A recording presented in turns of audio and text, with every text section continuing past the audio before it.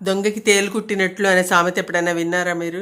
పూర్వకాలంలో దొంగలు ఇవాటి వాళ్ళలాగా స్మార్ట్ దొంగతనాలు కాదు. చాలా కష్టపడి దొంగతనాలు చేసేవాళ్ళు. అంటే గోడలకి కొన్ని రోజులు తరబడి కనబడకుండా కన్నాలు తవ్వి, అలాగే ముందు రోజు వచ్చి రెక్కి నిర్వహించుకొని, ప్లానింగ్ చేసి పకడ్బందీగా దొంగతనం చేయాలని చాలా కష్టపడేవాళ్ళు. అర్ధరాత్రి వచ్చేవాళ్ళు.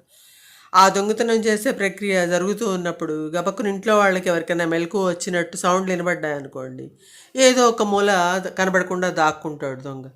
ఆ రోజుల్లో ఫ్లోరింగులకి జర్రులు, మండ్రగబ్బలు, తేళ్ళు ఇలాంటివన్నీ సాధారణం అనమాట.